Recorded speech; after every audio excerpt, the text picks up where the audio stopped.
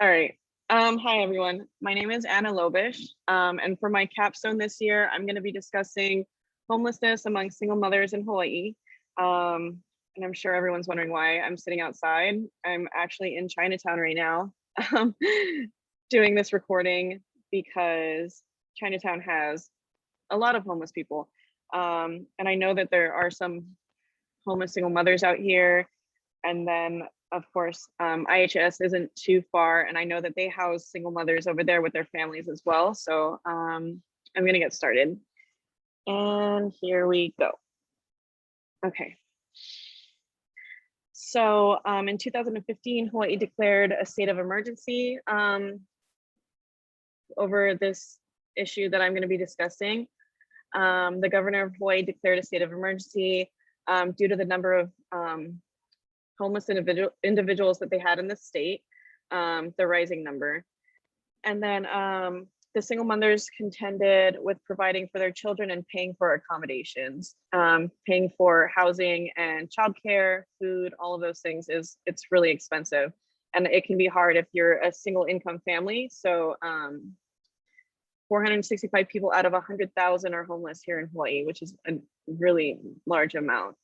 And then more than 60% are single mothers and the elderly.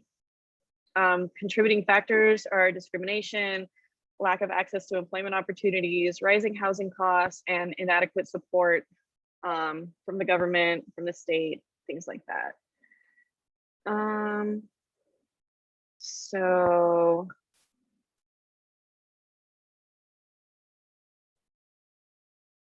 Okay, so social justice defined groups working to resolve the issue and the challenges they face, relevant principles of social justice, historical challenges of homeless single mothers here in Hawaii. They're ignored during important decision-making process that affects the community.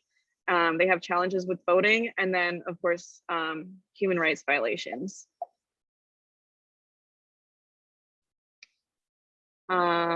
So again, social justice defined. Social justice is a political and philosophical theory that handles the concept of fairness in relation among individuals in society and focuses on access to economic opportunities, access to wealth, care for the less privileged, and social privileges. Okay, and then groups working to resolve the issue and challenges they face. So activists, advocates, government officials, nonprofit organizations, social workers, caseworkers, hospitals, get involved too. There's a lot of nonprofit organizations here in Hawaii. There's activists and advocates who promote concept of social justice, but the implementation of work is left to government and nonprofit organizations. The relevant principles of social justice. So access to resources, economic opportunities, equity, participation in decision-making processes, and human rights. So here's the 5 principles for leadership, equity, and social justice in education. So democracy and freedom, opportunity and success, positive and safe environment, education, guidance and advocacy, and diversity and involvement. So there's also adversity with voting. There's lack of proper documentation, which is a really big issue, especially if they're fleeing from domestic violence. A lot of mothers don't, they aren't able to grab the things that they truly need. There's lack of access to electoral information, discrimination by electoral officials, and they're alienated from society. And then of course, they are also exploited by employers and supervisors. There's poor working conditions, and then physical and sexual harassment by law enforcement. So here's the proposal that I have. So for change, I wanted to introduce a bill that would designate abandoned buildings or housing complexes for homeless single mothers and their children.